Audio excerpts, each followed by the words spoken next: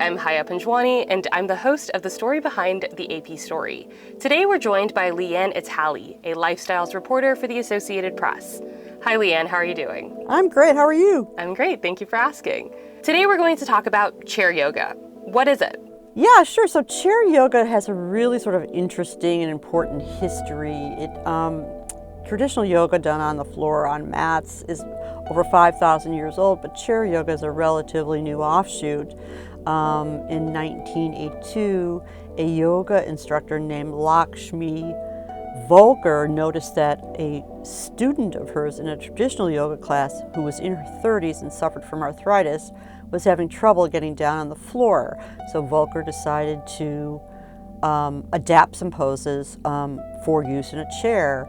And she has since sort of become the guru of chair yoga, and she has co-written a book about it. Chair yoga has really gone a long way in boosting the accessibility of yoga itself to many age groups, including older people and people who have physical limitations. Are there any communities that benefit from chair yoga in particular?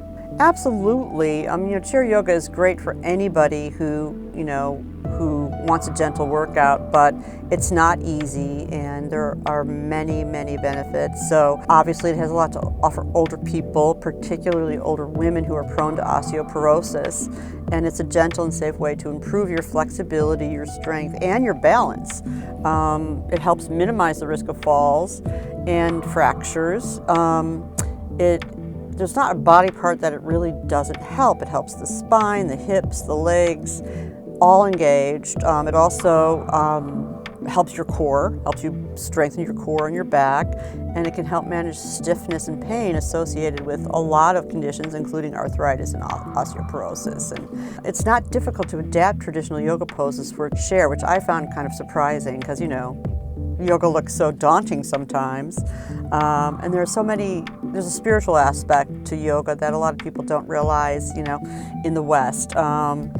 In addition to all the physical benefits, there are relaxation benefits. There's, stress management benefits, like from the breathing and the mindfulness aspect of yoga. So all of that can be adapted to a chair as well. How is chair yoga linked to better well-being or fall prevention? Yeah, while there's a lot of research on regular traditional yoga, there is some research that breaks out chair yoga in particular. One study from 2012 found that 15 minutes of chair yoga significantly improves physical and psychological markers for stress. And then another study in the April 2023 journal Healthcare indicates that chair yoga went a long way to counter knee osteoarthritis in women 65 and older. There are other benefits too, like for instance, office workers who spend a lot of time hunched over screens can just do chair yoga right there in their chair at their desks, and that can really improve posture. Your story talks about the divide between men and women who do yoga. Why is that? I find this really, really interesting, and in the story that we did on chair yoga, we asked some longtime yoga participants, practitioners, what they thought.